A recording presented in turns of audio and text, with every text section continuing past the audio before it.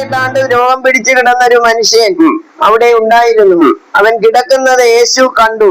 യേശു കാണുകയാണ് ഇത്ര മാത്രം 38 വർഷത്തെ ആ നൊമ്പരം ആലോചിച്ചു. 38 വർഷത്തെ അവന്റെ ആ ഞരക്കമൊന്ന് ചിന്തിച്ചു നോക്കി. ആരെങ്കിലും അവളുള്ളവരെ മനസ്സിലാക്കിയോ? ആ പള്ളിക്കാരോ അവിടെയുള്ള ഏതെങ്കിലും വ്യക്തികളോ അവന്റെ ബന്ധുക്കളോ സുഹൃത്തുക്കളോ അല്ലോ അതിന്റെ ഡെപ്ത് അറിഞ്ഞു, അതിന്റെ ആഴം അറിഞ്ഞു, അവന്റെ വേദനയുടെ കർത്താവ് അറിഞ്ഞിട്ട് അവന്റെ അടുത്തേക്ക് വന്നിട്ട് അവരൊന്നും പറയുന്നില്ല. ഇത്ര നാളായിട്ട് കിടക്കുകയാണ്, ഇതൊക്കെ ഒന്നും പറയുന്നില്ല. അവരോട് പറയുകയാണ്, നിനക്ക് സൗഖ്യമാകാൻ മനസ്സുണ്ടോ? മനസ്സ് കർത്താവിലേക്ക് നിന്റെ മനസ്സ് ഉയർത്താൻ പറ്റുമോ? എന്നോട് സംസാരിക്കുന്ന എന്റെ വാക്ക് നിനക്കൊന്ന് കേൾക്കാൻ കഴിയുമോ? ഇത് കേട്ടപ്പോഴത്തേക്ക് അവനോട് പ്രതികരണം എന്താ നോക്കി. രോഗി അവനോട് യജമാനനെ, വെള്ളം കലങ്ങുമ്പോൾ എന്നെ കുളത്തിലാക്കുവാൻ എനിക്ക് ആരുമില്ല. ഞാൻ തന്നെ ചൊല്ലുമ്പോൾ മറ്റൊരുത്തൻ എനിക്ക് മുൻപായി ഇറങ്ങുന്നു എന്നുത്തരം പറഞ്ഞു.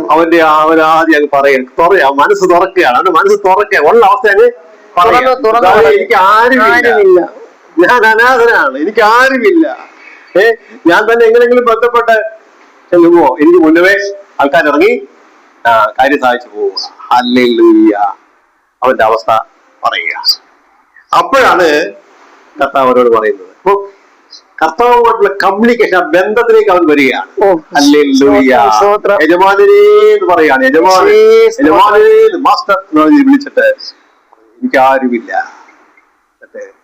നിനക്കെല്ലാം ഉണ്ട് എന്ന് ഒരുപാട് കർത്താവ് പറഞ്ഞു. എന്ത് പറഞ്ഞു? 9 യേശു അവനോട്, എഴുന്നേറ്റ് നിന്റെ കിടക്കയെടുത്ത് നടക്ക എന്ന് പറഞ്ഞു. ഉടനെ ആ മനുഷ്യൻ സൗഖ്യമായി കിടക്കയെടുത്ത് നടന്നു. ഹല്ലേലൂയ. നീ എഴുന്നേറ്റ് കിടക്കയെടുത്ത് നടക്കുക. 30 വർഷമായിട്ട് തളർന്നു കിടക്കുന്ന വ്യക്തികളായി പറയുന്നത് നോക്കണേ. എന്തെങ്കിലും പ്രായോഗികത ഉണ്ടോ ചിന്തിച്ചാല്? പക്ഷെ യേശുവിന്റെ വാക്ക് അവന്റെ ഒരു വലിയ വിശ്വാസമായിട്ട് കയറി. കർത്താവ് പറഞ്ഞ ഈ വാക്ക് അവന്റെ മനസ്സിനെ ഹല്ലേലൂയ സജീവമാക്കി. ജീവൻ. യേശുവിന്റെ വാക്കിന്റെ പ്രത്യേകത എന്ന് പറഞ്ഞാൽ എന്താണ്? അത് ജീവൻ കൊടുത്തു. നമ്മൾ എബ്രായലേഖനം 4:10 വായിക്കുന്നത് ദൈവത്തിന്റെ വചനം ജീവൻ കൊടുക്കുന്ന. 2 ചൈതന്യം, ജീവനും ചൈതന്യമുള്ള. ഇനി അതെന്താണ്? ഇരുവായ്ത്തരയുള്ള ഏത് വാളിനേക്കാളും എന്ന് പറഞ്ഞാല് ഒരു സർജന്റെ കയ്യിലുള്ള ബ്ലേഡ് എന്ന് പറഞ്ഞാൽ വളരെ ഷാർപ്പായിരിക്കും. കൊച്ചു വെച്ച് കോശങ്ങളെ ഇങ്ങനെ വേർതിരിച്ച് കൊച്ചു ഞരമ്പുകളെയൊക്കെ വേർതിരിച്ച് പകഞ്ഞു കൊണ്ടുപോകാൻ പറ്റിയ തരത്തിലുള്ള ഷാർപ്പ് 2 സൈഡും വാസനയുള്ളതായിരിക്കും. അതിങ്ങനെ ഡിസക്ട് ചെയ്ത് എന്തിനെയൊക്കെ വേർതിരിക്കോ? ആത്മാവിനെയും പ്രാണനെയും സദ്യവഞ്ചകളെയും വേർപിടിച്ചതിന് 3 വകയാണ്. നീ ആത്മീയനാണോ, ജഡീയനാണോ, പ്രാകൃതനാണോ വേർതിരിച്ചു കാണിക്കും. എന്നിട്ട് ഹൃദയത്തിലെ ചിന്തനങ്ങളും ഭാവങ്ങളും നമ്മളെ കർത്താവ് എവിടൊക്കെ കടന്നു പോയിട്ടുണ്ടോ അവരുടെ ചിന്താഗതി അവർ പറയാതെ അവർ പറഞ്ഞിട്ടുണ്ട്. അവരുടെ നിരൂപണം അറിഞ്ഞിട്ട് അല്ലെ? കാര്യം നമ്മുടെ കർത്താവ് നമ്മുടെ ചിന്തനങ്ങൾ ദൂരവേ അറിയുന്ന ഒരു കർത്താവാണ്. നമുക്ക് എന്തെങ്കിലും വേഷങ്ങൾ നടക്കുമോ? കർത്താവിനടുത്ത് വേഷത്തിൽ വില പോകുമോ? അവിടെ എന്ന് പറയാണ്. അവന്റെ മുമ്പാകെ സകലവും നഗ്നവും എല്ലാം കാണുകയാണ്. കണ്ണോടുകൂടി അവന്റെ മുമ്പിൽ മറന്നു പോയിരിക്കുക. അവന്റെ അവസ്ഥകള് അവൻ പറയുന്നതിനേക്കാളും ആഴമായിട്ട് ആരറിയുന്നു? അറിഞ്ഞിട്ട് ഒരു പരിഹാരം തരുവാൻ ഒരുവനാണ് എന്റെ മുമ്പിൽ നിൽക്കുന്നതെന്ന് അവന് തിരിച്ചറിയുകയാണ്. ഹല്ലേലൂയ. അവനുമായിട്ടാണ് എനിക്ക് ഈ എന്നെ അറിയുന്ന, എന്നെക്കാളും ആഴത്തിൽ എന്നെ അറിയുന്ന, എന്റെ പ്രകൃതം അറിയുന്ന, ഞാൻ പൊടിയെന്നറിയുന്ന എന്റെ എല്ലാ അവസ്ഥകളും, എല്ലാ കേസായിട്ടും ആരെയിലുണ്ട്. ഞാൻ അങ്ങോട്ട് എടുത്തു കൊടുക്കേണ്ട എല്ലാ കേസായിട്ടും ചോദിച്ചാൽ പറഞ്ഞുതരും. ഒരു കേസായിട്ട് കൊണ്ടുവരേണ്ടി വന്നില്ല. ആരെയിലുണ്ട്? യേശുവിന്റെ കയ്യിലുണ്ട്. വല്ല കൊണ്ടുവരേണ്ടി വന്നോ? നമ്മുടെ കർത്താവിന്റെ കയ്യിൽ നമ്മുടെ എല്ലാ പ്രമാണവും ഇപ്പോൾ അല്ലെ? നമ്മുടെ എല്ലാം കയ്യിലിപ്പും എല്ലാ ചിന്തകളും എല്ലാ വിചാരങ്ങളും എല്ലാം ആടെ കയ്യിൽ വ്യക്തമാണ്. യേശുവിന്റെ കയ്യിൽ. ഹല്ലേലൂയ. ഈ കർത്താവാണ് നമ്മളോട് ഇടപെടുന്നത്. ജീവിപ്പിക്കുന്ന ചൈതന്യം. ഹല്ലേലൂയ. മാത്രമല്ല ഇതെല്ലാം വേർതിരിച്ചിട്ട് നമ്മളെ എവിടേക്ക് കൊണ്ടുപോകും? ആത്മാവിന്റെ ശബ്ദം കേൾക്കുവാനായിട്ട് അവനുമായിട്ട് കാര്യം, ജീവൻ തരുന്നവരുമായിട്ട് കാര്യം വന്നിരിക്കുക, അവനുമായിട്ട് ഇടവാ. അത് ദൈവത്തിലേക്ക് വന്നിരിക്കുക. അതാണ് നീ എഴുന്നേറ്റ് കിടക്കയെടുത്ത് നടക്ക എന്ന് കർത്താവിന്റെ വായിൽ നിന്ന് ആ വാക്ക് പുറപ്പെട്ടപ്പോഴത്തേക്ക് ആ വാക്കിനകത്ത് ഇവരെ എഴുന്നേൽക്കാനുള്ള ശക്തി അവന്റെ ഞരമ്പിലേക്ക്, കോശങ്ങളിലേക്ക്, അവന്റെ പേശികളിലേക്ക് വ്യാപരിക്കുകയാണ്. കഴിയുമോ? സ്തോത്രം. അവരിലേക്ക് അത് വ്യാപരിച്ചു. ക്ഷണനേരത്തെ എന്ത് ചെയ്തു? അവൻ എഴുന്നേൽക്കുക. ഇത് രണ്ടാമത് അവൻ ചെയ്യുകയാണ്. അവൻ കിടക്കയെടുത്ത് നടന്നു. 3 കാര്യമാണ്. 38 വർഷമായിട്ട് നടക്കാത്ത ഒരാള് എഴുന്നേൽക്കുക, ഉടനെ നടക്കുകയും ചെയ്തത്ര പ്രായം എത്ര ദിവസം, എത്ര നാള് ഫിസിയോതെറാപ്പി ചെയ്യണം. നമ്മളൊരു 3 മാസം ഒരു ക്ലാസ് ഇട്ടാൽ തന്നെ കയ്യിൽ ക്ലാസ് കഴിഞ്ഞാൽ ഒന്ന് അയിന് വേണമെങ്കിൽ ഫിസിയോതെറാപ്പി എത്ര ദിവസം ചെയ്യണം അറിയാമല്ലോ. ഇതെന്താ? ക്ഷണനേരം കൊണ്ട് അവന്റെ എല്ലാം നരിയാടി, എല്ലാ പേശികളും, എല്ലാ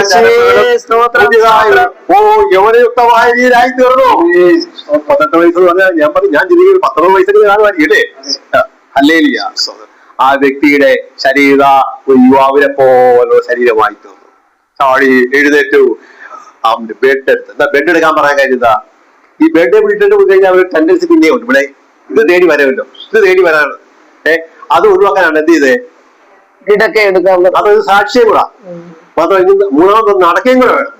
ഇതെല്ലാം ഒറ്റ വാക്കിലുണ്ടായിരുന്നു. ആ ഒറ്റ വാക്കിൽ ഒറ്റ പുറപ്പെടി. ചില ഡോക്ടർമാർ കഴിഞ്ഞാൽ ഇത് ഒരാഴ്ച കഴിച്ചിട്ട് പോവാ, അടുത്ത ആഴ്ച വരും. അങ്ങനെ 2-3 മണിയൊക്കെ പോയത്. ഇത് ഒറ്റ പ്രിസ്ക്രിപ്ഷനിലാണ് അല്ലേ? 3 കിടക്ക എടുത്ത് നടക്കാം. ഈ 3 ക്ഷണനേരങ്ങൾ നടന്നു അല്ലേ? ഇനിയാ വിഷയം. പെട്ടെന്നിരിക്കാൻ പോവാം. ഇനിയാ വിഷയം. ഇനി ആശുപത്രി രംഗം മാറിയിട്ട് ഇപ്പൊ ഇയാൾ എവിടെ എത്തിയതറിയാവോ? പള്ളിയിലെത്തി. അവിടെ വെച്ചാണ് യേശു എവരെ കാണുന്നത്. കർത്താവ് ചെയ്തു പെട്ടെന്ന് മാറിക്കാതെ അല്ലേ? സൗഖ്യം പ്രാപിച്ച ആവശ്യത്തോടെ യേശുവിന്റെ പേര് വല്ല ചോദിച്ചോ? ചോദിച്ചില്ല. അവനെ വിളിച്ചാടി അല്ലേലിയ, നേരെ കിടക്കെടുത്തോണ്ട് സ്തോത്രം അല്ലേലിയ. യേശു അവിടെ വെച്ചാണ് ഇവരെ കാണുന്നതിന് മുന്നിൽ വെച്ച കാര്യം നടന്നതാണ്. ഒന്നറിയാമോ? അത് സംഭവിച്ച ഒരു ശബത്ത് ദിവസം, ഉത്സവവും ശബത്തും ഒരുമിച്ച് കേട്ടോ. ക്രിസ്മസും ഞായറാഴ്ചകൾ ചേർന്ന് വരുന്ന ദിവസമില്ലേ എന്ന് പറയും പോലെ ഈ ഉത്സവ ദിവസവും ശബത്ത് ദിവസത്തിൽ ചേർന്ന് വന്ന് ഒരുപോലെയായിരുന്നു. അപ്പൊ ഉടനെ അവിടുത്തെ പ്രമാണികൾ ഇടപെട്ടു. സത്യം പറയുന്ന ആലോചിക്കുക, ഇങ്ങനൊരു വ്യക്തി സൗഖ്യമായിട്ട് പോകുമ്പോൾ സത്യമായി ആഘോഷിക്കേണ്ടതല്ലേ ദേവാസ അല്ലേ? അങ്ങനല്ലേ? അവരൊരു നല്ല സ്ഥിരനിയോഗം വെച്ച് കൊടുക്കേണ്ടി ഒരു വ്യക്തി പറഞ്ഞാല് ഞങ്ങളുടെ ബാധ്യത അങ്ങനെ ഒരു അല്പം സൗഖ്യം കിട്ടിയ അതിന് പോലെ എന്താ അവർ ചെയ്തത്? ഉടനെ മേലൊരു ചാർജ് ഷീറ്റ് എന്താ യവന് ശബത്ത് ദിവസം ചുവടെടുത്ത് എന്തുവാ കിടക്ക എടുത്തു. അല്ലേലിയ. യഹൂദന്മാരുടെ നിയമം എന്ന് വെച്ചാല് ചുവടിനെ കുറിച്ച് ഒരു 39 ന്യായങ്ങളും ആദ്യം ഉണ്ടാകും. പിന്നെ അത് 39 കുടിക്കണം. 1521 വകുപ്പുകൾ അതിനെ കുറിച്ച് പറയുന്നത്. അവരുടെ രീതി അതാ. ഒരു വിഷയത്തിന് ഉപവകുപ്പുകൾ കൊണ്ടുവന്ന് എങ്ങനെ ഈ വ്യക്തിയെ അതിനകത്ത് അടച്ചിടാം. ആ വ്യക്തി അതിൽ നിന്ന് മോചനമാക്കുന്നില്ല. അവിടുത്തെ വ്യാഖ്യാനികൾ ന്യായശാസ്ത്രികളൊക്കെ ഈ രീതിയിലൊക്കെയാണ് പുതിയ നിയമം, പുതിയ ഓരോരോ വകുപ്പുകൾ ഉണ്ടാക്കിയിട്ടുണ്ട്. നമുക്കറിയാമല്ലോ, ചില ഗവൺമെന്റ് ഹോസ്പിറ്റലൊക്കെ ചെന്ന് കഴിഞ്ഞാൽ ചില കാര്യങ്ങൾ സാധിക്കാനായിട്ട് ചെല്ലുമ്പോഴത്തേക്കും അവർ പുതിയ ഓരോരോ വകുപ്പുകൾ വന്നത് നീട്ടിക്കൊണ്ട് പോകും. ശരിയല്ലേ? അല്ലേ? അനുഭവമില്ലേ? ഇതെല്ലാം ആദ്യം പറഞ്ഞു കൊടുക്കും. ആദ്യം പറഞ്ഞു കൊടുത്തു കഴിഞ്ഞാൽ എല്ലാം ശരിയാക്കോളൂ. ഇതാ ഇന്ന് കിട്ടും എന്ന് പറയുമ്പോൾ എല്ലാവരും എവരെ ആശ്രയിച്ച് കഴിയണം. ചുരുക്കി പറഞ്ഞ ഇവരെ സ്വന്തമാക്കണം. ഇവിടെ കർത്താവിനെയാണോ? കർത്താവ് നമ്മളെ യഥാർത്ഥമായിട്ട് സ്വന്തമാക്കാനായിട്ട് വന്നത്. ഇതുപോലെ കെട്ടപ്പാടുകളൊന്നും ആക്കാനല്ല, നമ്മളെ സ്വന്തമാക്കി കർത്താവിനെ ആരാധിക്കട്ടെ. പൂർണ്ണമായി വിടുവിച്ചെടുക്കുന്ന ഒരു വ്യക്തിയാണ്. ഒരു അസുഖം വന്നു കഴിഞ്ഞാൽ എന്റെ സൈഡ് എഫക്റ്റുകൾ സഹിതമാണ് കർത്താവ് ചെയ്യുന്നത്, മാറ്റുന്നത്. ഇന്നാണെങ്കിൽ ചില ചികിത്സക്ക് എന്തെല്ലാം തരത്തിലുള്ള സൈഡ് എഫക്റ്റ് ആണെന്നറിയാമോ? ഒരു ചികിത്സ നോക്കുമ്പോൾ വേറെ ഏതെല്ലാം പുരോഗമനം ഉണ്ടാകുന്നറിയാമോ? അതാ ഈ 12 ആണ്ട് ചികിത്സ ആളുടെ കാര്യം പറയുന്നത്. ഡോക്ടർമാരെ ഏറി ഒന്നും ഒരു രോഗം വേറെ ഒന്നും ഒരു രോഗം അതിന്റെ ബോണസായിട്ട് കിട്ടും. ആ രീതിയിലുള്ള ചികിത്സകളായിരുന്നു പറഞ്ഞു. നമ്മുടെ കർത്താവ് ചികിത്സ എങ്ങനെയാണോ? കാര്യം എന്താ? കർത്താവിനെ കൊണ്ട് വൈദ്യുണ്ടോ? കാര്യം നമ്മുടെ ശരീരത്തെ സൃഷ്ടിച്ചതാരാ? കർത്താവ് അതിനാവശ്യമുള്ള സ്പെയർ പാർട്സ്, ഒറിജിനൽ പാർട്സ് ആണെങ്കിലാ ഉള്ളത് കർത്താവിന്റെ കയ്യിൽ. 9-ാം തീയതി നോക്കി 9-ാം തീയതി എന്താണ് കണ്ണില്ലാത്ത ഒരാളുടെ സ്പെയർ പാർട്സ് പെട്ടെന്ന് ഉണ്ടാക്കി കൊടുത്തു അല്ലേ? ഇമ്പോർട്ടന്റ് ആയിട്ട് വന്നോ? കർത്താവിന്റെ കയ്യിൽ റെഡി ആയിട്ടുണ്ട്. അങ്ങനെയുള്ള കർത്താവിനെ നമ്മൾ സേവിക്കുന്നത് ഓർക്കണം. ഹല്ലേലൂയ. അത്ര ഹല്ലേലൂയ സൗഖ്യദായകനായിട്ടുള്ള കർത്താവാണ്. അപ്പോ യവനെ പിടിച്ചു, നീ എന്ത് ചെയ്തു ചോദ്യം ചെയ്യപ്പോഴത്തേക്ക് നിന്നെ ആരാ സൗഖ്യമാക്കിയത്? അത് ഇന്ന ഒരു വ്യക്തിയാണ് എന്ന് നടത്താൻ പറഞ്ഞു. അത് ആരാ പേര് പറയാനില്ല. അങ്ങനെ ഇരിക്കുമ്പോഴാണ് യേശു വരെ കെട്ടിപ്പിടിക്കുന്നത്. 14 വായിച്ചേ.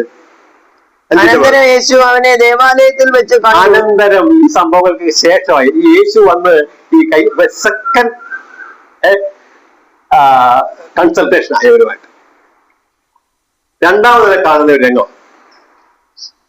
അത് ഇത്രയും സംഭവങ്ങൾക്ക് ശേഷം അതിനോട്ട് കാണാൻ പോയില്ല. കണ്ടിട്ട് അവനോട് അനന്തരം യേശു അവനെ ദേവാലയത്തിൽ വെച്ച് കണ്ടു. അവനോട് നോക്കൂ, നിനക്ക് സൗഖ്യമായല്ലോ. അധികം തിന്മയായത് ഭവിക്കാതിരിക്കാൻ ഇനി പാപം ചെയ്യരുതെന്ന് പറഞ്ഞു. ഏതെങ്കിലും ഡോക്ടർമാർ ഇങ്ങനെ രണ്ടാമത് ഫോളോ അപ്പ് ചെയ്ത് പോയി ക്ലാസ്സിൽ പോകും. ഞാൻ ആശുപത്രി ജോലി ജീവനക്കാരനായിരുന്നു. ഒരു ഡോക്ടർമാർ ഇങ്ങനെ പോകാണ്ടിരിക്കാൻ അറിയില്ല. ഇവിടെ കർത്താവ് എന്ത് ചെയ്തു? സൗഖ്യം കൊടുത്തിട്ട് യഥാർത്ഥ സൗഖ്യം എന്താണെന്ന് പഠിപ്പിക്കാനായിട്ട് പോയി. എന്തോ പറഞ്ഞു കൊടുത്തേ? ഇനി പാപം ചെയ്യരുത് എന്ന് പറഞ്ഞു. മാത്രമല്ല ആ മനുഷ്യൻ പോയി. അതിനോട് ചേർന്ന് വേറൊരു കാര്യമുണ്ട്. അധികം തിന്മയായത് ഭവിക്കാതിരിക്കാൻ. ഇതിനേക്കാളും വലിയ രോഗം വരുമെന്നാണ് ഈ പറഞ്ഞത്. അല്ല, ഏറ്റവും വലിയ പ്രശ്നം എന്ന് പറഞ്ഞാൽ എന്താ? പാപത്തിന്റെ പരിണതഫലമാകുന്ന ശിക്ഷാവിധിയുണ്ട്, മരണവിധിയുണ്ട്. അത് അധികം ഭവിക്കാതിരിക്കാൻ എന്ത് ചെയ്യണം? പാപത്തെ ജയിക്കുന്ന ജീവൻ നയിക്കണം. പാപത്തെ ജയിച്ചുള്ള ഒരു ജീവൻ നയിക്കണം. അതിനുള്ള ഉപദേശങ്ങളാണ് ഇനി തുടർന്ന് ഈ അധ്യായത്തില് എവര് നേരിട്ടല്ല കൊടുക്കുന്നത്, പരോക്ഷമായിട്ട് പ്രവാദികൾ ക്ലാസ് എടുക്കുക. അതിലൂടെ ഇവർ മനസ്സിലാക്കാനായിട്ട് അവസരം കൊടുക്കുക. ഓർക്കണമേ, ഇങ്ങനെ ഒരു പ്രക്രിയയുണ്ട്. സൗഖ്യം പ്രാപിച്ചിട്ട് അതിനായിട്ടൊക്കെ വരുന്നത് തന്നെ. ഇതാ, സൗഖ്യം പ്രാപിക്കാനോ വിടുതലിനൊക്കെയാണ് വരുന്നത്. പക്ഷെ അവിടെ കൊണ്ട് പ്രശ്നം തീരുവോ? യഥാർത്ഥമായിട്ട് അവിടെ പ്രശ്നം പറയുന്ന പാപമാണ്. ഈ പാപത്തിന് പരിഹാരമാണ്, അതിന് ട്രീറ്റ്മെന്റ് കിട്ടണം. ഹല്ലേലൂയ. പാപക്ഷമ കിട്ടണം. പിന്നെ നമ്മളുടെ പാപ പ്രകൃതന്മാർക്ക് വരുവാനായിട്ട് ആത്മാവിനെ ജീവിപ്പാനായിട്ട് കൂട്ടായ്മ വേണം. ക്രിസ്തുവാൻ ശരീരത്തോട് ചേരണം. അതറിയാമല്ലോ, നല്ല ശബരിക്കാരന്റെ ഉപമയില വഴിയരിയിൽ അർത്ഥപ്രാണയെ കണ്ടുന്ന വ്യക്തിയെ ഇടത്തേക്ക് നല്ല ശബരിക്കാരൻ കടന്നുകൊണ്ട് മനസ്സരിഞ്ഞ് അവൻ എന്ത് ചെയ്തു? അവന്റെ അടുത്ത് ചെന്നിട്ട് എണ്ണയും മുറിവുകളെ വെച്ച് കിട്ടുന്ന സ്വന്തം വാഹനത്തിലേക്ക് എവിടെ കൊണ്ടാക്കി? പറയാ, ഇവിടെ ശുശ്രൂഷ ചെയ്യണം. പോക്കറ്റിൽ നിന്ന് കണ്ടുപിടിക്കാൻ കിട്ടും. ഞാൻ വരും, ഇനി ഈ ലോകത്തിലുള്ളവനല്ല അവൻ. ഞാൻ വരും, ഒരു വീട് ഒരിക്കലും ഞാൻ വരും, രക്ഷ ചെയ്യണം. അതാ പറഞ്ഞ ഈ രക്ഷയ്ക്കായിട്ട് വിറയലോടെ ഭയത്തോടെയൊക്കെ നമ്മൾ എന്ത് ചെയ്യണം? ഒരുങ്ങപ്പെടാനായിട്ടുള്ള ഒരു വേദിയാണ് നമ്മുടെ കൂട്ടായ്മ, ദൈവസഭ. അത് വലിയ പ്രാധാന്യമുണ്ട്.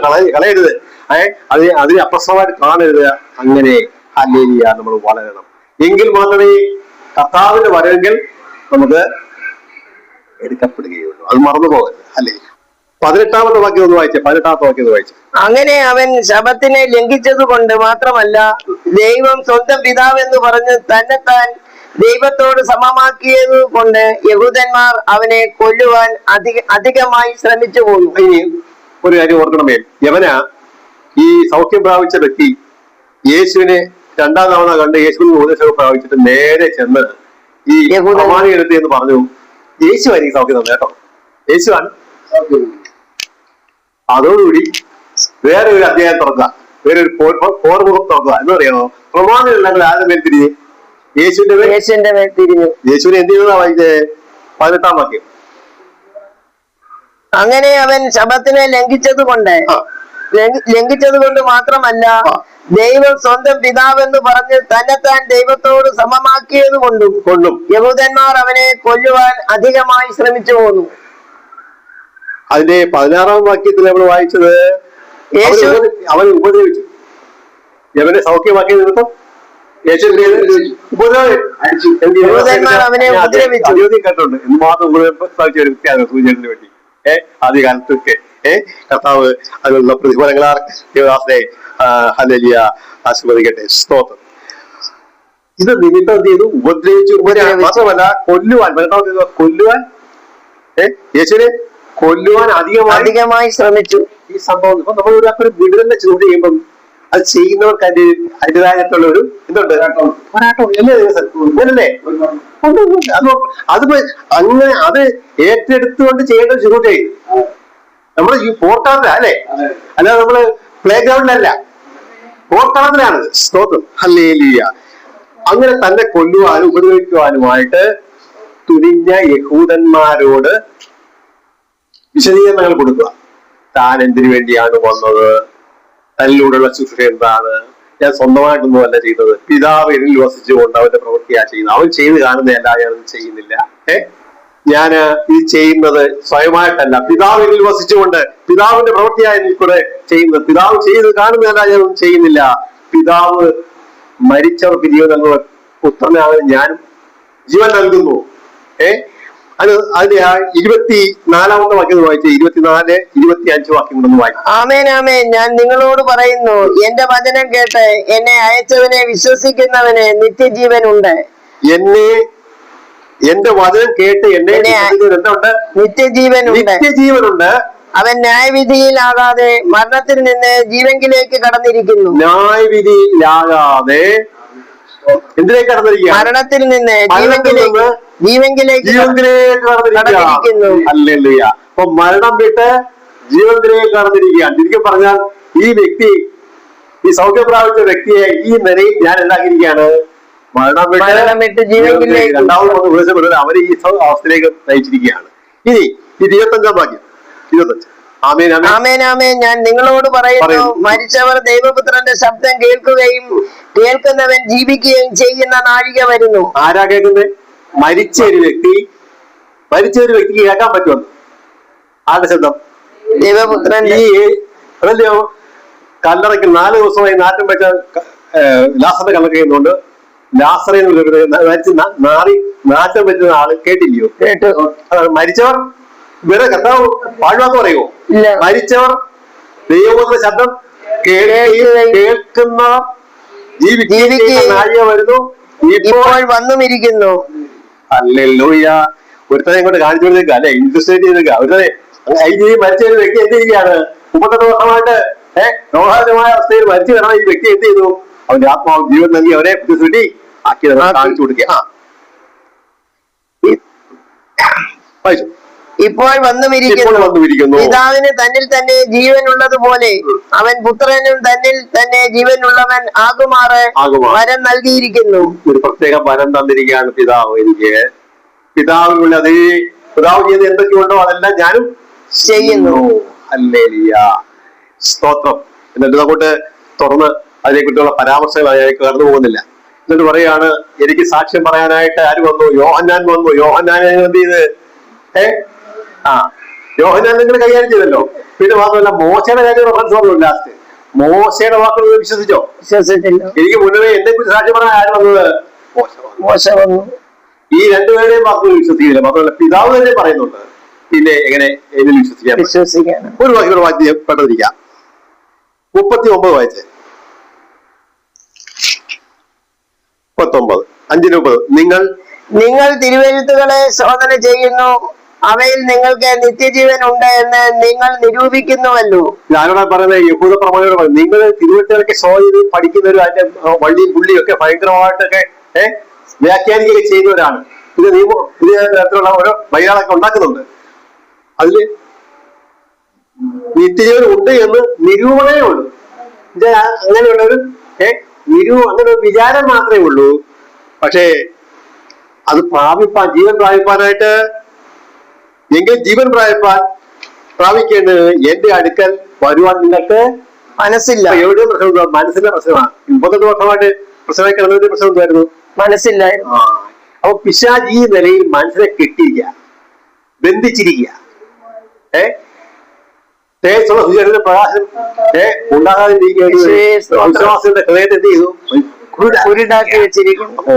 കുരുട്ട് കണ്ണിനെ തുറന്നു ഹല്ലേലൂയ കർത്താവിന്റെ അടുത്തേക്ക് വന്ന് ഈ നിത്യജീവനെ പ്രാപിക്കണമെന്നുള്ള ദൂതർക്ക് പറയും. ചുരുക്കി പറഞ്ഞാൽ ഈ 30 വർഷമായിട്ട് ഈ രോഗബാധിതനായിട്ടിരുന്ന വ്യക്തിക്ക് സൗഖ്യം കിട്ടി, അവൻ രണ്ടാമതും കർത്താവിന് ഉപദേശം കിട്ടി. മാത്രമല്ല തുടർന്ന് യഹൂദന്മാരുടെ ഉപാധ വെച്ച് കൊടുത്ത ക്ലാസ്സും എല്ലാം ആരെ ഉദ്ദേശിച്ചവർ ഇത് പറഞ്ഞാല് ഈ സൗഖ്യപ്രാപ്തി വ്യക്തിക്ക് വേണ്ടിയുള്ളത്. മറ്റവർക്ക് വേണ്ടി പ്രയോജനം ചെയ്താലും നമുക്ക് തോന്നും കർത്താവ് പ്രസംഗിച്ചതൊക്കെ വെറുതെ അർത്ഥമില്ലായി പോയി. പക്ഷെ ഈ കേട്ട വചനം അവർ പല്ലും നല്ലപോലെ എന്ത് ചെയ്തു, സ്വാധീനിച്ചു. അതാ 8-ാം അധ്യായം വായിച്ചു തന്നിൽ വിശ്വസിച്ച യഹൂദന്മാരോട്. ഇതൊക്കെ കേട്ട് എല്ലാവരും മുതൽ കുറെ പേര് ഇതിനകത്തുണ്ടായിരുന്നു. അവരൊക്കെ എന്ത് ചെയ്തു, കർത്താവിലേക്ക് വിശ്വസിച്ചു. അപ്പൊ നമ്മൾ ദൈവത്തിന്റെ വചനം പ്രസംഗിക്കണം, സമയത്തും അസമയത്തും ഒരുങ്ങിക്കണം. ദൈവത്തിന്റെ വചനം പ്രസംഗിക്കുമ്പോൾ അതെന്ത് ചെയ്യും, ഈ ചിപ്പ് ഹൃദയത്തിലെ അവൻ നിത്യത ഹൃദയത്തിൽ എത്തിക്കല്ലേ, ഈ വചനം എനിക്കുള്ളതാണ്, എന്നോടുള്ളതാണ് എന്നുള്ള ബോധം വന്നിട്ട് കർത്താവ് കുത്തുകൊണ്ട്